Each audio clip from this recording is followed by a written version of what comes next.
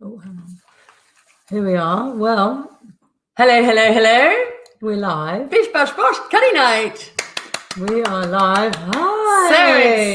So exciting. Thursday night. Who'd have thought? I know. Finn, what do you reckon? A little bit of Indian food for you this evening. It's not going to work with his bottom. Should we see if he'll wear his scarf? Oh, yes. Oh, yeah. Now we just need a little bit of music. Yeah, that was Authentico. Ding, ding, ding, ding, ding, ding, ding, ding, ding, ding. That's a good boy. Oh, well, at least he's making an effort. Hi, everybody. Hi, Alice. Hi, Lou. Welcome to Thursday evening. What's the date today? I don't even know what the date is. Who knows what the date is? Well, who cares? 14th of May. Something. Finn's got his attire on. He's doing his best. I've got mine. I suddenly realised I don't have any Indian clothing, unfortunately. Well, this is my best effort. We're due a trip. Due a trip, yeah. The minute that opportunity arises, we're coming.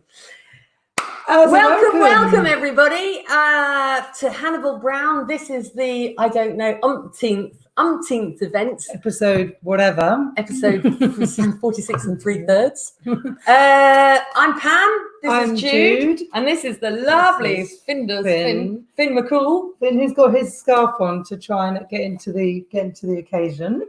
He's all right. He's got his little drink. Tonight. Okay. Oh, hi, Jane and Felicity. Hello, Bob. And Bob and Clarky. Tonight is curry night. Curry night. Who'd have thought? So we've got our little poppadom canapes ready. Has everybody got some canapes or a bit of food or ordered in or made their own this evening? Who knows? I hope so. We're still waiting for some people to arrive because you guys are so prompt. Is it actually 7 o'clock yet? It is. Bang on 7 o'clock. Yes. So tick-tock. We've chosen a slightly different aspect just to keep it interesting this evening. Good evening, Ian Whiteling. Oh, yeah. Hi, Lainey. Hi, Lainey. Nice to see you again. Glad we managed to get you your wines in time. It's very important to be drinking the same wine. It just means you know what the hell we're whittering on about, right? Yeah. For those of you who don't know, we did a little tasting for 11 or 12 households for Lainey on Saturday evening on a big Zoom call. And it went rather well, I think, Lainey. I hope everybody was happy. Lots of fun. And we didn't even touch on Indian wine, which is why we don't have to worry this evening. So we have our stalwarts, Epsom Hockey Club. Go on, Epsom Hockey. There's nothing else to do. We can't play hockey. We won't be able to play hockey after this lot. No, that's true.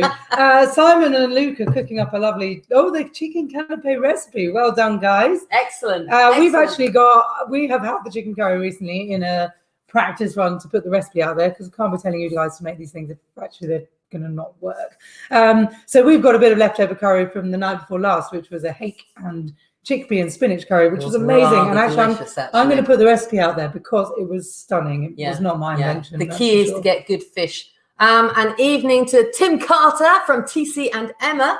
Evening, Tim and Emma. Nice to see you. And the Wahlbergs have joined. Nice to see you as well. Nice to know, actually. It's very nice to know that we've had calls from New Zealand, France, Northern Ireland, Spain, France. France again. Where else? Scotland, obviously. The US.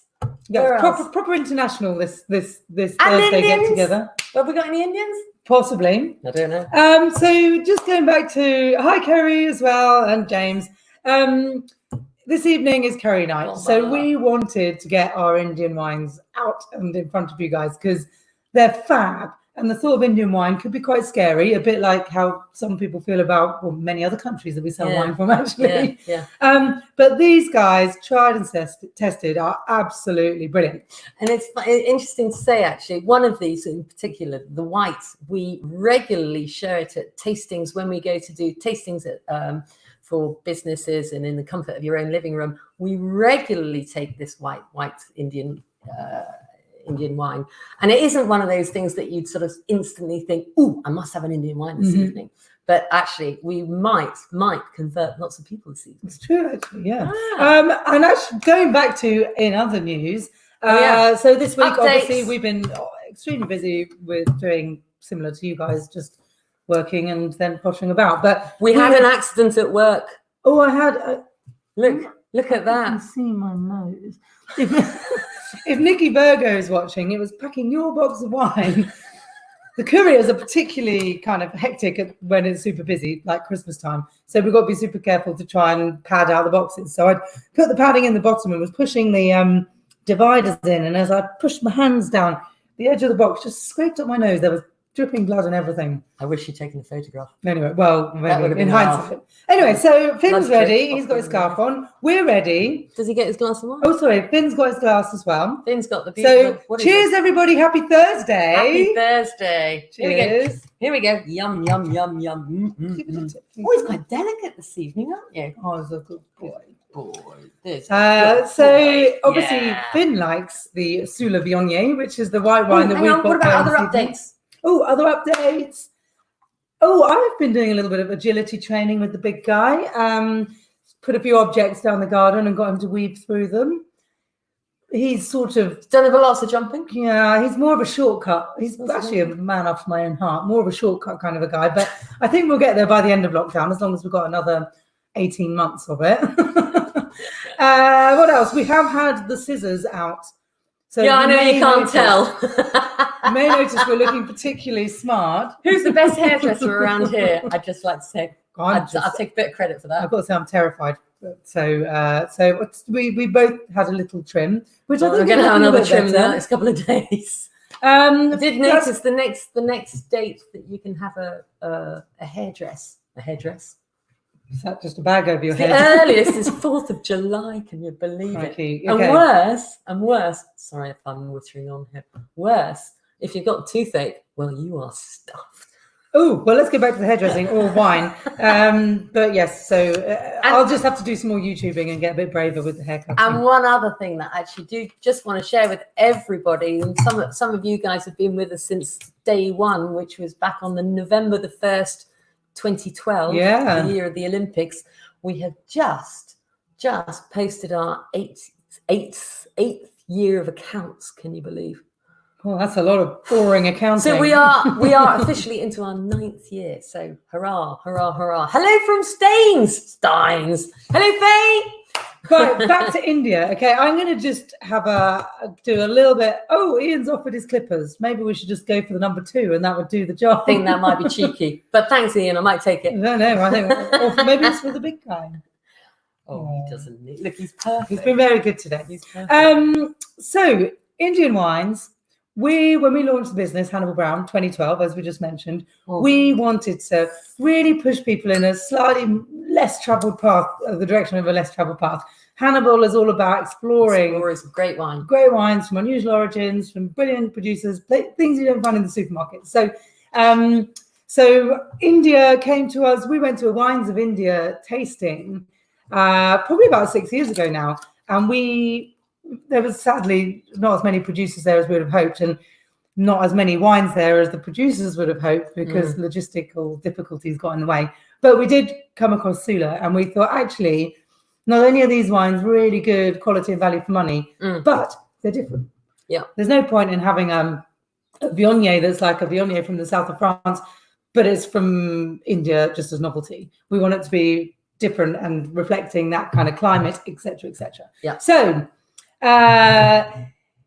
Sula Viognier, wine number 1. Should we talk about Sula? Should we just talk about India for a little bit? Okay, well, wine in India. Since the Bronze Age, the Persians took wine to India, and, you know, as with every country in the world, it maintained a bit of a kind of industry, but nothing mega. Obviously, during the British rule, it went a bit bonkers because, you know, how the Brits love their booze. Take it all over the world and make it work somehow, as long as it was fermented and had an alcohol content, that would have been fine. But it came to a bit of a demise, right? Yes, it did. Why was that? Well, the fall of the British Empire, basically, wasn't it? Well, prior to that, you know, the mid-1800s disaster, which we've talked about. We know you can spell it.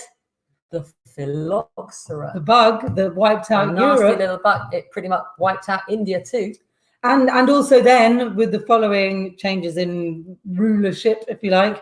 So just go back to the phylloxera. So anybody who doesn't know the phylloxera, this was a nasty little bug that got into the roots of vines and basically just decimated well, pretty much the entire world, as we know now. India was decimated as well, and it struck around about mid 1850, well, 1800s, 1850 or so. And it took an awful long time for the whole world to recover. But anyway, so that was a reason why Indian wine just went from something decent to absolutely nothing, because there were no vines left. And then moving forward in time, so we mentioned the end of the British Empire. Oh yes, the end of the British Empire. When India got their independence, what year was that in? Start to pretend. Get your answers on a that's a not good a postcard. one. Put it in the. Come the on, stream. you historians. What Come year on. did India gain its independence? No googling. And when that did happen, there was a lot of incentive for wine growers or previously planted vineyards to change to table grapes and grapes of dried fruit. So that sort of took over as an industry and is a massively good industry in India, right? Indeed, everybody likes grapes. But wine sort of... Hi, Sam. Oh, Sam hasn't got up food this evening. Oh, dear. Poor show. Just grab a mini poppadom and dollop a bit of curry in it. 1957, Sarah White says. It's close. 1948, Ian Whiteling says. Very close as well. Close as well. Closer, arguably. Anyway, carry on. 1 year out. Carry on. So, yes, they got their independence. All the wine industry basically disappeared. But in the 80s, there was a bit of a resurgence. With the Indian economy went. Growing middle classes. People could actually afford to indulge in these slightly more extravagant beverages, I suppose, for want of a better word. And Sula, in the timescale of things, actually released their first vintage in 1999, so relatively recently. Yeah. Celebrating their 21st year. Happy birthday to them. Yes, we should raise a glass and send them an Instagram something. But the sad thing is, in actual fact, the good thing for Sula realized they needed to do it properly, and they really did. They recognized that they needed to not only produce wine, but they needed to be able to successfully market it in order to get a foothold into the world industry. But they also set up a restaurant, accommodation, a bar, this, that, and the other. And they also got the tastings. They invited the whole nation to come and see their vineyards and what have you. And what was it? We were looking at it. They have some ridiculous number of people who flood through their doors every weekend, because the Indians love this. And it's something, I can't remember how many it is per month, but per weekend. Per year is around 350,000 people visit. 350,000 people go to this estate, and they do it because they love it. And the lovely thing about it actually is Sula know how to make wine. They really do. They've got a guy there who he is Indian, but he was educated in the US for all intents and purposes. He spent an awful long time in the US, and he's taken all of his experiences and expertise back to the Sula winery and implemented fantastic hygiene. He's got a proper, rigorous bunch of people behind him, and they're making really nice, clean wines with an awful lot of character. Yeah, absolutely. Yeah, and he also realized, actually, and this is a bit of a duh, he knows how to make wine that goes with Indian food. And that's why we're here. So the canapé pairings that we put out for this week was a chicken masala, kind of barbecued in whatever way you can manage it, for the Viognier, and then tandoori lamb cutlets for the Shiraz. Shiraz, the Viognier is quite big, but the Shiraz is a bigger affair altogether. So this wine, 2 or 3 years ago, used to be over 15% alcohol. Yeah, it was pretty. I mean, it packed a punch. Yeah, honestly. Yeah. I mean, you need your food with it, but you will feel like you've had a night out and a curry at the end of it by the next morning. However, these days it's about 13.5, so much more gentle. Just quickly got to do a nod to Luke Portnow, 1947. Very well good. done. Very good. Bob, you were 1 year out, 1946, 1947. And that's a big thank you to the Andrew Marr program, which you actually mentioned that people are watching, they should know the answers. Yeah, watch Andrew Marr. It's a story of Britain. It's fantastic. So we've got a bit of a competition this evening. So glad that you all joined us, because we thought, let's liven it up a little bit. So not that it's not lively. Oh no, of course, yeah. But you know, as with the Brits loving a drink, they also love a bit of a. Oh, I nearly flutter. gave him your glass. So this lovely bottle of our Why Not Verdeco, which is one of our new house wines, and we think is stunning, is up for grabs. Okay, and this is a nearest to question, and you need to pop your answers on the comments here, and then we'll work it out at the end. But before you say that, I just see Facebook is still about 3 to 5 seconds delayed. Okay, so there's a bit of a delay. Some people are experiencing a bit of a delay. So if we repeat ourselves, sorry about that. But we might have to just slow the answers down. Like by 3 to 4 seconds. Or just speak slow. I don't know how that works. Well, this is not first two answers. This is nearest to the mark by the end. So pop your answers in as and when. But so the winner bottle question for this evening. Pay attention. Okay. So we're looking at, we often have a bit of a laugh about who's the biggest wine consumer in the world. And some of you should know this by now. Per capita, which country in the world consumes the most wine? Let's just get the big guy's attention again. Back in the room thing. Okay. So ask the question. Okay. So it's estimated that in India, really wine as a culture has only really penetrated a couple of million people. Obviously, the higher echelons of the caste system, really. So they have a low consumption per capita. Think about that because the question is based on that. But to give you a wider bit of info, world wine consumption per capita is estimated at about 4 litres per year. So if you can divide the amount of wine consumed in the entire world by the number of people in the entire world, it's about 4 litres per year, which actually is higher than I would have thought. Can I just say, there's people are answering the question already. We haven't even asked it. Cheeky. It's worth a go. I like that. You're wrong at the moment. We want people to guess what they think the wine consumption per capita in India is. Annual wine consumption per capita. Okay, so to the nearest. No, don't even say. But it's got, nearest to the mark, wins the bottle of Why Not Verdeco. We will post it out with big smiles on our faces. Okay, so bear in mind there's billions of people who live there. And the entire world's average consumption per capita is 4 litres. Okay, that's right. Yes, that's what I said.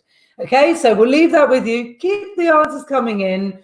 We'll keep an eye on them and we might have to reconcile at the end, but we'll let you know what the real answer is before we sign off this evening and obviously before the big clip, clap, plop. Gotcha. Okay. So Finn's got his scarf on to be a little bit kind of, ethnic. We've got our Sula Viognier and the canapé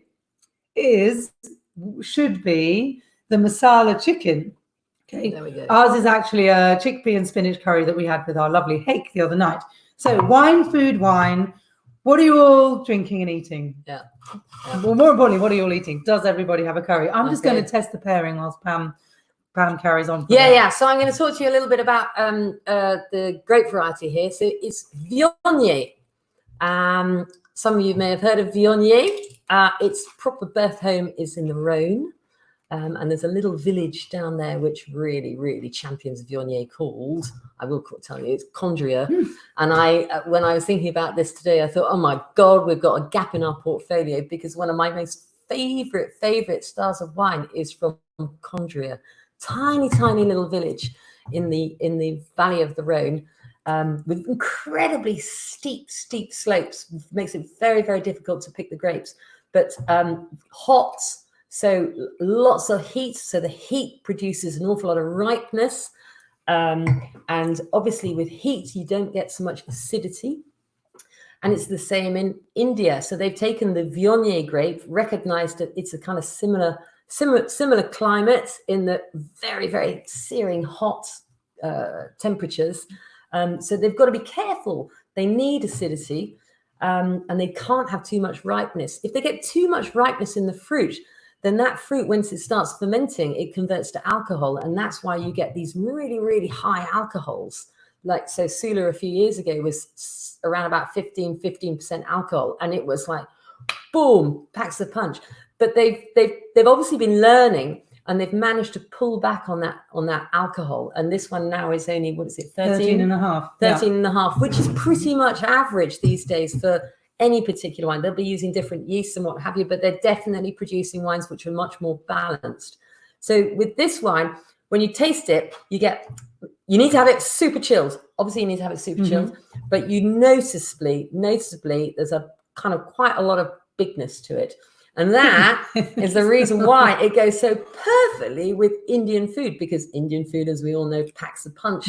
And with this pairing thing, you've got to have wines that pack a punch if they're going with food that packs a punch. It's no good having a shrinking violet like dare I say, Pinot Grigio, because it just will be lost on this. Yeah. And maybe that's the point. So enjoy, and I hope you find that pairing working. But we were just talking earlier on about Cobra beer, and why don't people go to Indian restaurants and will get their takeaway and instantly think of wine? And it is probably because, well, one, it's very difficult to get wine in Indian wine in restaurants. And also, a lot of the wines that those Indian restaurants do serve may not be the right combination, maybe just too light, the Pinot Grigios and the sort of skippy Sauvignons. You have to have wines with big punch, big boldness. Ripeness for the because it's spice. got to pick up that spice. So with the Viognier, you get that ripeness and it just cuts through the spice, and hopefully you get a good combo. Well, you should try this combination. Right, I'm going to stop talking. Stunning. That's me. That's your nudge to the shepherd's hook. Just to give a bit of a point to Ian. Yummy. Ian, we're going with wine consumption per capita. If it was 5.2 billion litres, they would have a serious problem, but they'd also have a booming wine industry. Yeah. Great combo. So Kerry's on the Tic Tacs, which is never going to be a good combo. Oh my God. But Sam has actually managed to, although she's been very good at preparing canapes, she obviously hasn't done it this week, but she's managed to pop it on crisps and mango chutney. Now, the mango chutney is probably quite sweet, but actually, with the Viognier, could work. So good job, good improvisation. So we've got some answers coming in here, actually. I just saw it's all over the shop. I think I saw Luke Portner say, Robert Reed says, is that 0.25 litres? Quarter of a litre, I think it is. I think somebody else said a bottle. Somebody else said something else. I can't see. Less than a glass. Cheers, Martin and Kerry. Somebody called 1952 smudge. Yeah, I mean, all good guess. We're obviously not. Just be accurate about it, because we will go with the nearest. So, so the worst possible combination you could have with this wine would be a Tic Tac. So, Kerry Steele, what on earth are you thinking? Drop the Tic Tacs and go and get a glass. Come on now. Yes, per capita, Sam. Per capita. Okay, right. Tim's put a decimal point in there. Now they're going lower. 9 millilitres. I like it. So one of my big questions was going to be the Condria question. So we'll withdraw that, because the answer is now out in the Can open. I just go back to my Cobra thing? Oh, sorry. Yeah. So Cobra fans or beer fans, one of the reasons why was Cobra so successful and continues to be so successful, albeit they've never really made very much money, sadly. But Cobra worked out that actually less carbonation, so less fizz, actually releases a lot more flavour. And we know that because any of you champagne or prosecco lovers, if you chill it right down in the fridge, and that's what you do with beer as well, you've got an awful lot of carbonation. When you come to taste it, you really can't taste anything. So it might be nice and refreshing, what have you, but you can't taste anything. So that is the reason why Cobra realised less carbonation, the flavours pull through. And it's the same with wine. So there you go. That's my point. That's all I have to say. Well, but the carbonation and wine is not the bit we're talking about, is it? Well, what is it? Well, I mean, if you were going to have fizz, you wouldn't have fizz with Indian food, as in sparkling wine, would you? No, I was talking about the beer element. So a lot of people tend to have beer. And the reason why Cobra was so successful compared to other beers was that the carbonation was just too high. And Cobra found this way of actually less carbonation, released a lot more flavour. People liked it. More flavour. People liked it. Okay. All right. Yeah, got it. That's enough about beer. Just clarifying. Sam's actually saying that bubbles and fat is nice in the mouth, though. Bubbles and fat. Yes, it is. It is kind of nice and ripe and fat and rounded. Viscous. I like the word viscous. Fat. Ooh. That makes you feel like you need to go and do 2 weeks. So the curry combination works really well. I just want to nip back to the Indian, the wine trade in India actually for a moment, Yep. because it's quite interesting. And 90% of the wine consumed in India is grown and produced there because they've got 150% tariffs on wine coming into the country. Oh yeah, which so a means it's £5 bottle of wine costs 150% more. So answers on a postcard. But one of their biggest, they do import some wines, and their biggest brand, or maybe we should put this out there as a question. Which big brand, and it's a big famous brand that you see everywhere, which big brand do you think is the most famous, is the brand, their biggest import in India? And it's the same in Dubai as well. All of these sort of essentially sort of non-producing, they tend to, well, obviously, the big companies are getting in there with their big brands. A bit cheaper and a name that people recognize, so maybe more appealing. Yeah. Mark has just come in and recommended a Krabby's ginger beer with Indian food. Yes, again, because of that ripeness, that sort of slight sweetness. And I suppose we should talk about other wines. So the Sula Estate, lovely when we do tastings, we put this bang straight out there with an onion bhaji. Lovely. It's brilliant. Absolutely lovely. brilliant. Hello, Mark Batchelor. Lovely to see you. So other good grape variety options. Well, our other obvious one, which we did last week, our Villa Wolf Pinot Noir Rosé. So anybody who's listening way back, whenever it was, a couple of Sundays ago, when we did the rosés, the first rosé that we did, the Villa Wolf Pinot Noir Rosé, because it's got an element of just a touch of sweetness. Again, it just cuts through the spice. And the Pinot Gris we did a number of weeks ago, but also a wine that people always relate to having with Thai curries, white wine, is Gewurztraminer. Yep. Now that is a very aromatic wine, and obviously Thai curries, you've got all the lemongrass and ginger.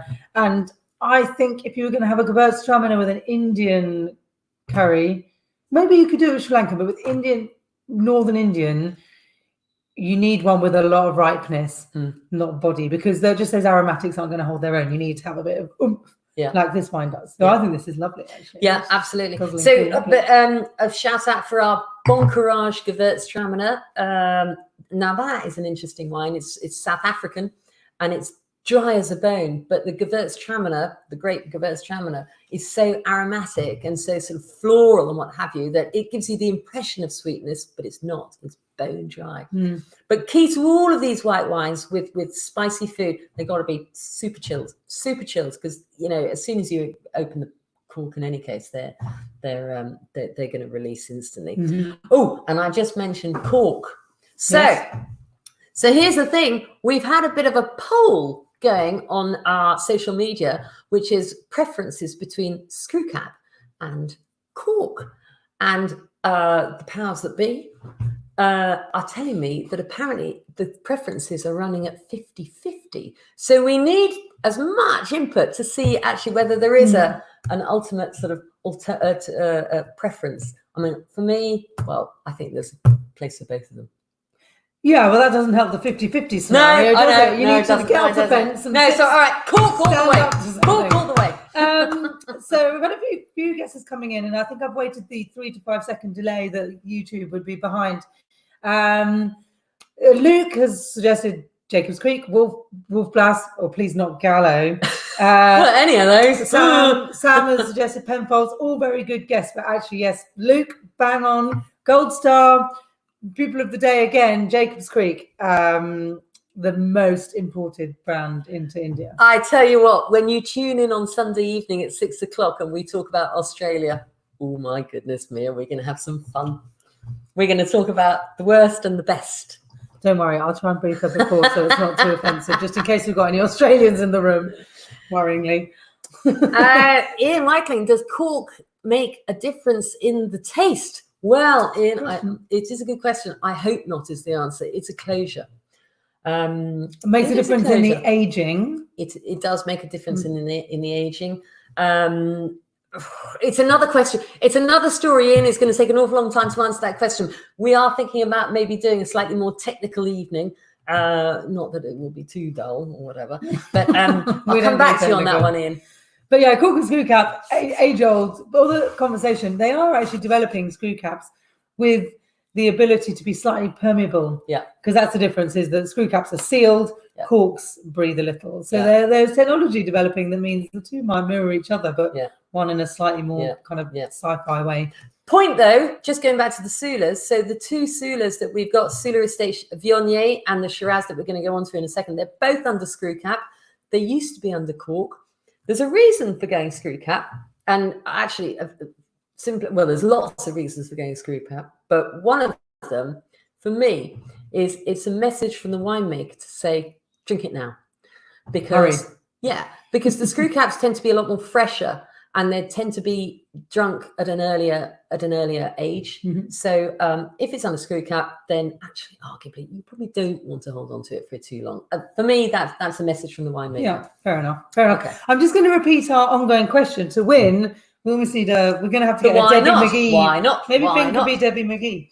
The Why Not Tempranillo, our lovely new house. Oh, it's not Tempranillo, it's Verdeco. Sorry, I was concentrating on the dog. Our lovely new house wine. The competition this week to win a bottle of wine is, what do you think the approximate wine consumption per capita in India is? Bearing in mind that when averaged out the whole world, it's 4 litres a year. So this is an annual wine consumption per capita in India. Yeah. Bish. Okay. So there's an awful lot of answers coming in. So if we don't capture all of them, we will. Well, if we don't capture who run it, we'll tell you who it is, and then we'll let you know. Well, they can just go hurrah, hurrah. Whatever Pam just said, we'll do. Blah blah blah blah. Before we sign off, we'll announce the actual answer, and then we'll figure out who's won and get in touch with them. Yeah. So Sarah White has actually been to Jacob's Creek, and she says they tried to teach me how to taste wine. Did they do it badly? That's I'm sure they did it pretty well. I'm sure they did. They've been doing it a long time. So it's half. We've been going half an hour. All right, let's get on to the Shiraz. We haven't even done the red yet. So Rouge, Sula Shiraz. Sula was the first vineyard in India to actually use Indian branding in its labeling. Isn't it lovely? Full on bold. Isn't it lovely? Oh, I need to put my map up. Oh, okay, right, here we go. Technology. Here comes the map. Oops, there goes the map. Okay, this is a map of India. Just in case you didn't know. So you can see the 3 orange lines there. If you look at the upper 2, they are 20 degrees north of the equator and 20 degrees south. The slightly darker orange blob just above the 20 degrees north is Nashik, which is where this wine's from, or these wines are from. So it's actually about 200 kilometers inland from Mumbai, north and east a little bit. It's hot, but it's high. So actually it almost falls within the tropics, interestingly. Yeah. But there is a climate there, which means they're able to produce wine, which is why that is the biggest wine, or the most established wine region in India. So I'm now going to remove the map. There we go. And I'm going to do this great thing. Watch this. Didn't work. Didn't work. We'll add in the sound effects. Don't you love the?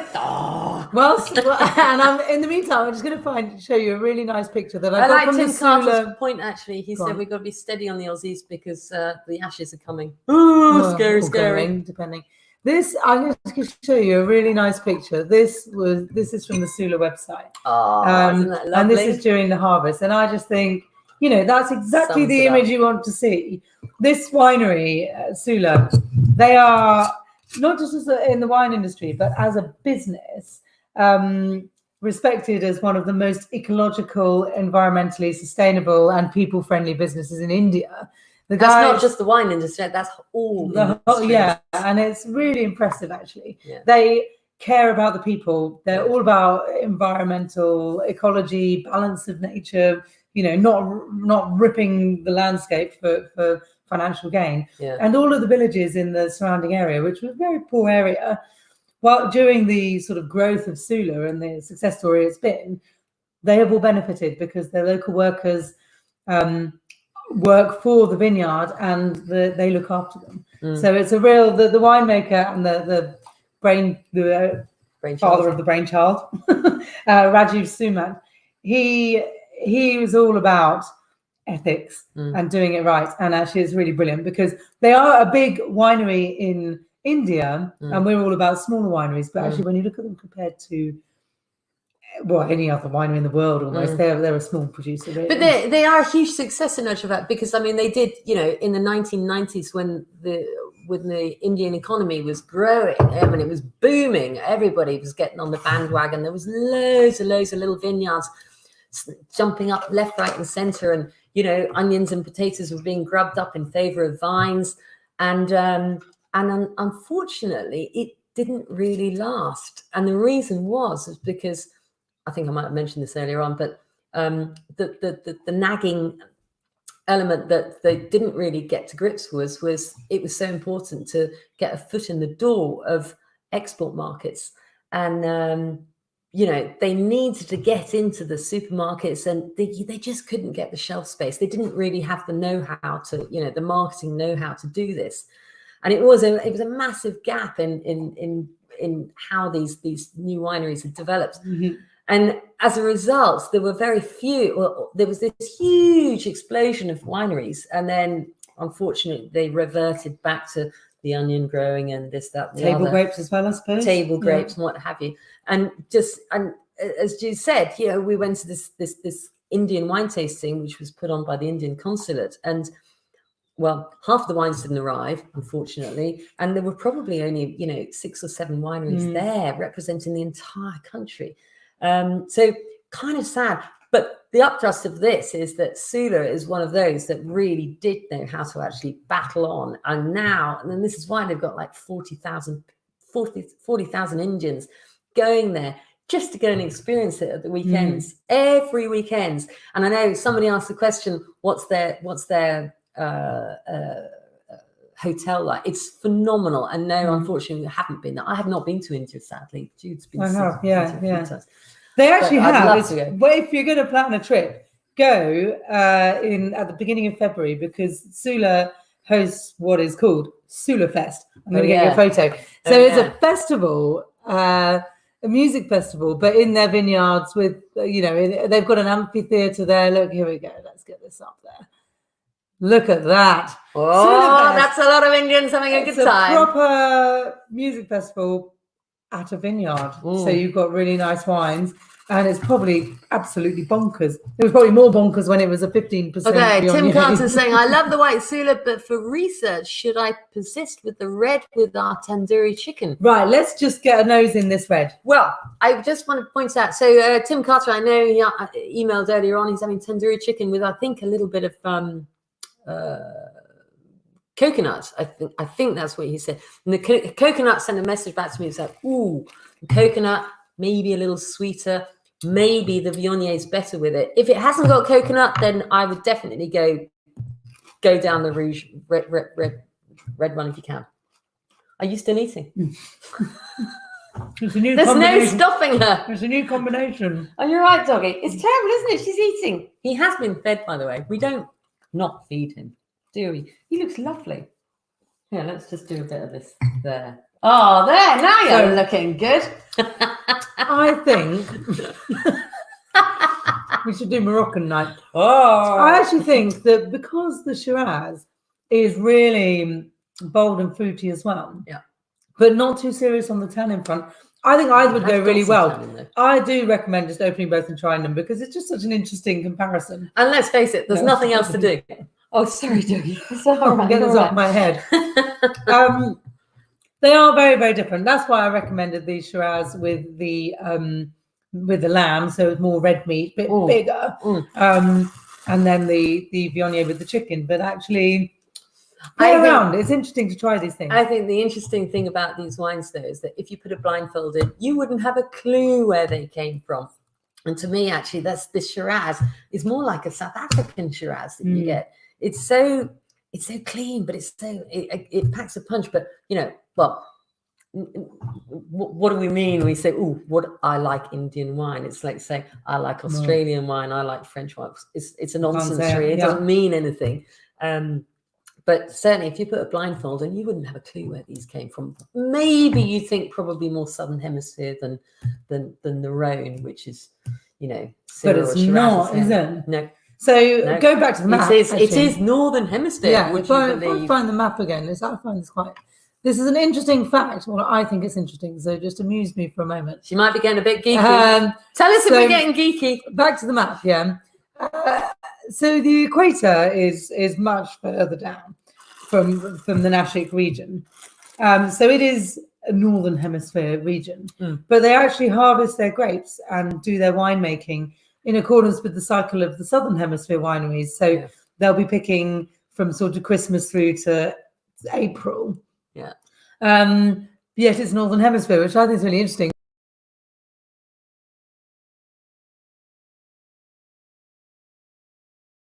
There we are.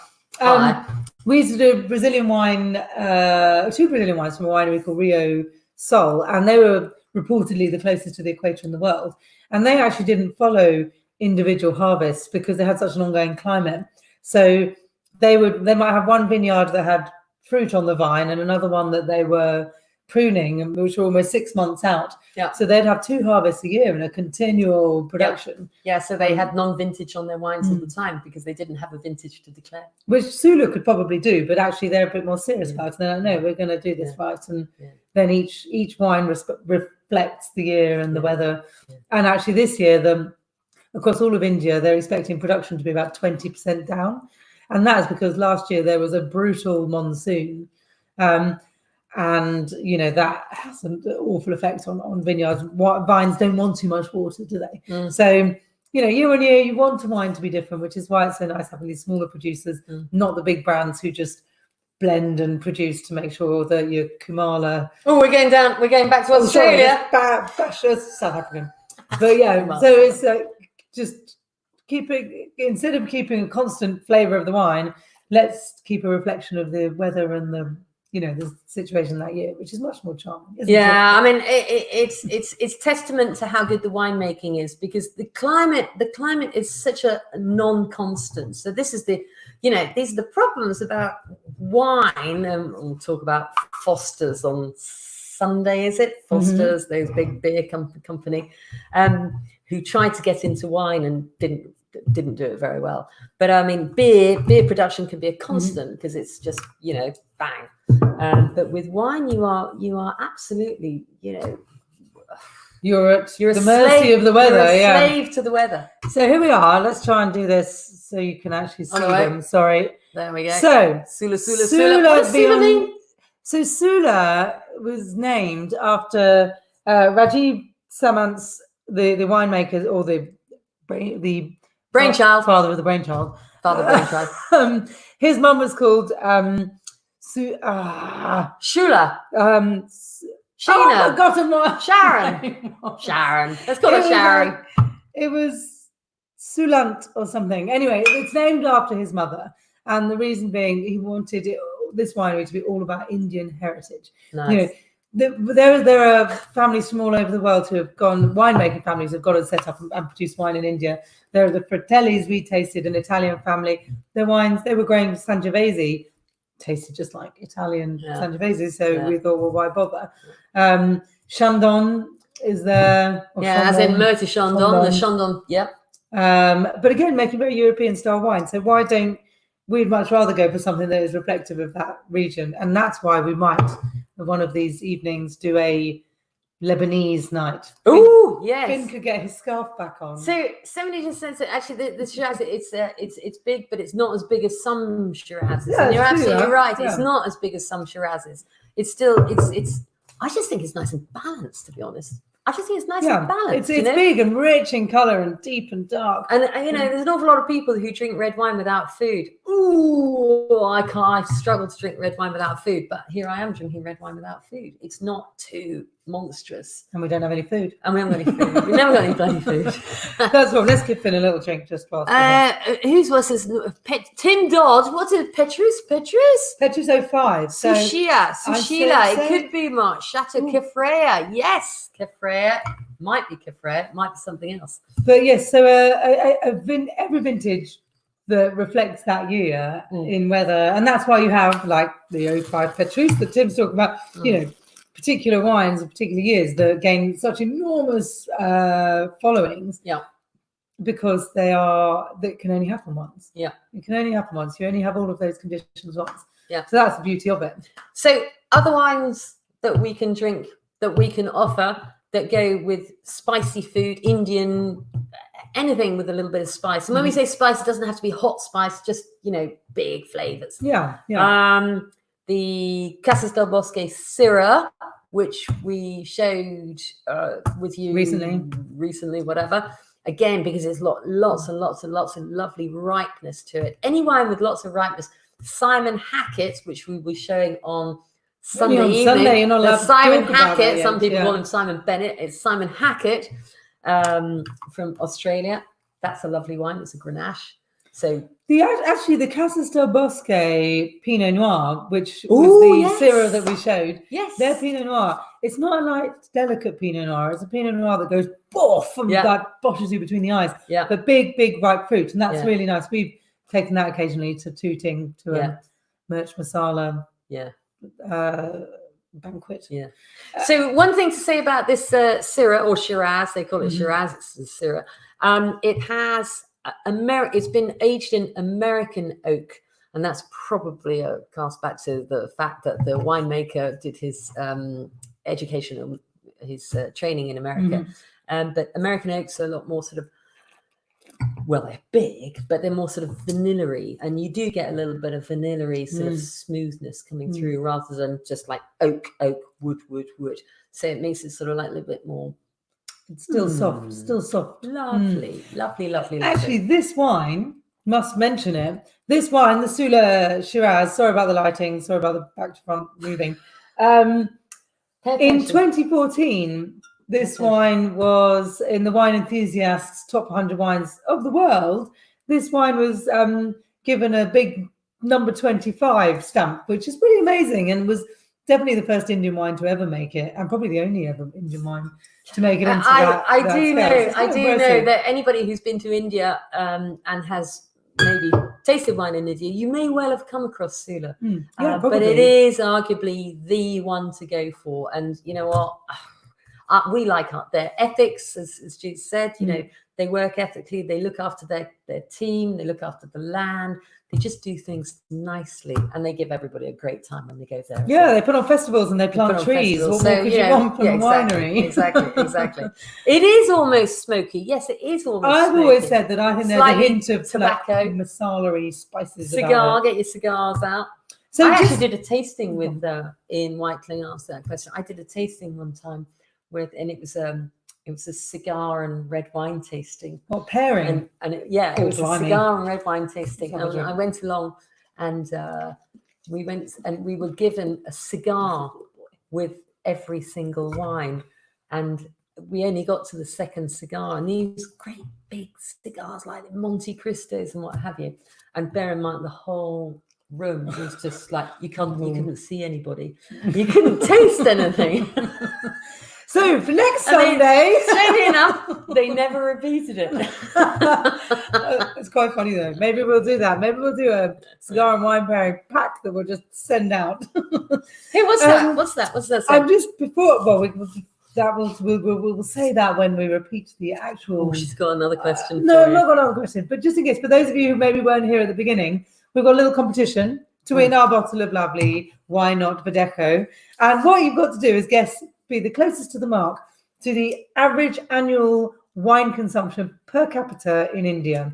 Bearing in mind the entire world is forecast at about 4 litres per year per capita. What do you think it is in India? Okay, it's just a bit of fun. We might have a little nearest to every week now and have a winner bottle of wine, because it's a bit of a giggle, and it's kind of interesting to get your mind working.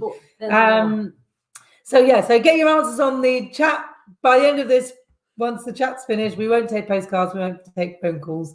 We will just go with whoever's popped it on here. Tim Dodd on the Lebanese front says, any Becker Valley Red. Well, indeed, that is the place. Okay, so we might well go with the Lebanese. Hackett. Yes, Simon Hackett, yes. So just to give a quick update on what's coming up. So thank you very much, everyone who's joined us, obviously. It's great to have you all here again. I hope you enjoyed the wine and food. And if you haven't had them yet, get the Sulas and try them. If we whitter on for too long, you must tell us. Oh, no, we've got to go and clap anyway. So there's always going to be a clap. Sunday is Aussie, Aussie, Aussie. Aussie, Aussie. Oi, oi, oi. Yeah.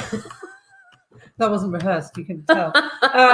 So it's all about Australian wine. We've got a couple of stunning wines that we're going to be drinking. You can drink as well if you like. Simon Hackett Grenache and from McLaren Vale. And the the lovely Philip Shaw Architect Chardonnay, which is just stunning. Yeah, so all you non-Chardonnay watchers or listeners, make sure you're there. We'll convert you without a doubt. Yeah. And then next week on Thursday, where we've got the wine and food pairing again, and the recipes are up on the website already, is our Big Fat Piggy night. And it's not about having a big fat pig on the spit fry out the back. It's our Gran Cerdo is the name of the wine. So there's a red and a white. In Spanish, it means big pig. And they're stunning. They are super affordable, around £10 a bottle. And we're going to talk about them because they're organic, they're biodynamic, they're like... Who knows about biodynamics? Have we talked about biodynamics? I don't think we have yet. Maybe we not. will. Maybe we not. Will. We will on Thursday, but not in too much length. So don't worry, it won't be boring. Oh, yeah. But the food, the canapé pairings are up there already, and I'm really excited about doing these. So we're going to try and cook them for the day this time around. Yeah. And I'm also because I know time's getting on a little bit. I will tell you all about why high altitude wines are so much better for you. Oh, yes, this is a hangover from the other week, and we'll keep going until we actually remember to say the answer. But before we go, final answers must be in now. So I'm going to reveal. Can I just ask that? Because there's a person here. On a serious note, thank you for reintroducing Indian wine. I'd written it off in 1999 when I was there for the Millennium celebrations. And Sula White with curry, who'd have known? Who'd have thought it? Who'd have thought it? Thank you for that, Tim Carter. Excellent.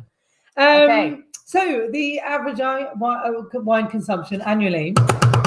Let's just go to the biggest in the world, because we asked this a couple of weeks ago. We said who drinks the most in the world per capita, and the answer was Andorra. Now Andorra consume about 57 litres a year per head. The average entire global wine consumption is 4 litres per head.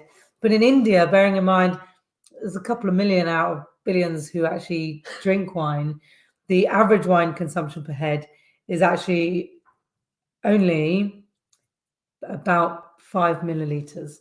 And now this number does vary according to what you read. It's tiny. But we're going with our answer. Oh, look, the last one's coming at 7.3 millilitres. Right. We'll take that, but no more. I think, yeah. We'll take that, but no more. So, well done. Thank you, everyone, for entering. It's a bit of a laugh. We'll go back through and figure out who's closest. That must be quite close from Penny. But I also know that Luke and Simon had something quite close too. Yeah. But if you Google it, it comes up with various different amounts. So we're going to assume that everyone's guessed and not Googled. We give you the proper information. Don't trust Google. Finn's just about had enough. So there's a right then for you, Finn. What's he's next? over it. What's He's like, next? I don't know this beyond you. Okay, so we'll see you on Sunday for. Please post your photographs with your food in front of you. Oh yeah, we want to see what you're eating. See that because it dawned on us this week that everybody's seeing us, but we're not seeing you guys. So it'd be lovely to see some photos. And please do share.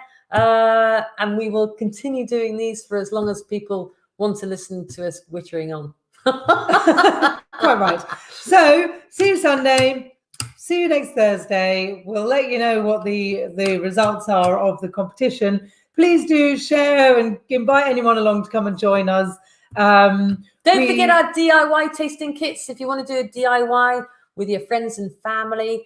And also, I know there's a few people on this call who we're actually doing a DIY tasting. We're doing a hosted tasting on a Zoom call for about 10 or 12 households. Anybody wants to do that for their businesses, or families, for their birthdays, families, give us birthdays, a shout. Anything. You know what? I mean, we've got nothing else to do. No, quite. And on that note, we need to go and clap, and then there's the family quiz. Cheers, everybody. Nice to see you. Thanks Cheers, for listening. Everybody. Thank you for joining. Thanks from Finn. Thanks for Finn. Thank you, Finn. Say thank you. All the best. All the best. Take care. Lovely to see you, and see you Sunday. Bye-bye.